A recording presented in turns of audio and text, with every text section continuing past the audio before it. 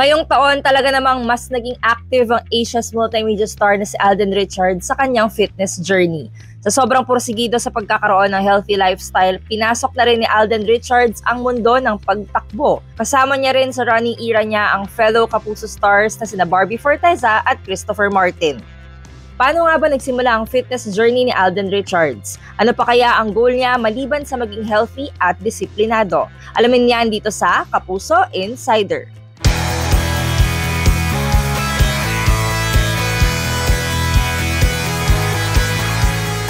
Actually, si Christopher, prior to us running together with Barbie, he already has a separate career in terms of fitness. Triathlete kasi ang kaibigan ko yan. So he does running, swim bike run siya technically. And ako naman, I started running I think last year, bago ako na busy with the projects that I've done in the past.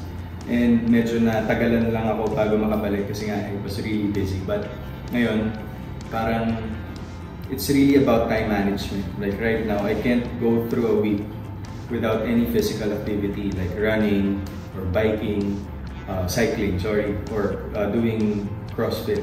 Para kay Alden Richards, hindi lamang pagiging fit ang pinaka-benefit ng pagiging active, kundi ito ay isang paraan na rin ng pag-aalaga sa kanyang mental health. For the physical benefits of it and me looking good, it's really more about taking care of my mental health.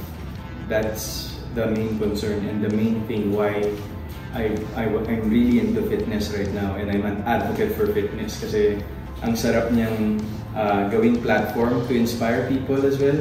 It's really more of, with the platform that I have right now, being a celebrity, parang it's also a way of for me to raise awareness to take care of your health, of course, definitely. Hindi lang physical, hindi lang emotional, most especially the mental health. I mean, minsan, ganun na yung ibig sabihin sa akin ng fitness ngayon, moreover, the benefits of it. So, sabi ni Alden Richards, ginagamit niya rin ang mga fun run bilang pagsuporta sa iba't ibang advokasya.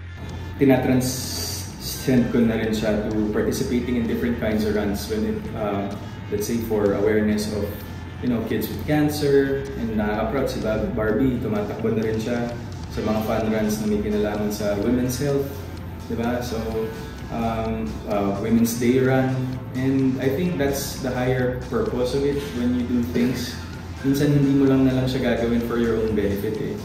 When ako right now, when I commit to different things in life, nahanap ko ano ba yung purpose nito and what good can it do to everybody who's involved. Kaya naman para kay Alden, nag-transform na siya ngayon sa mas isang disiplinado na tao. Oh God, in the past 3 months, 4 AM pa lang gising na ako. I sleep early, and sometimes even I sleep a little late, I still wake up early kasi hinahanap na ng katawan ko. Anong gagawin mo today? Magbabike ka ba? Tatakbo ka ba? Mag-gym ka ba? So, ang dami ko rin plano kasi ang dami ko pang gustong subukan. I wanna try tennis, I wanna try golf as well. So, I think this is my fitness era, I should say. What, 33?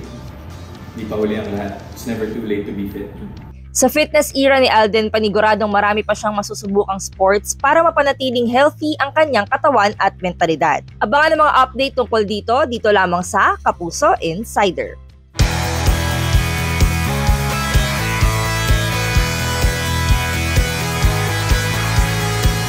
For more exclusive contents about your favorite Kapuso stars and shows, visit gmanetwork.com. Follow us on our social media pages.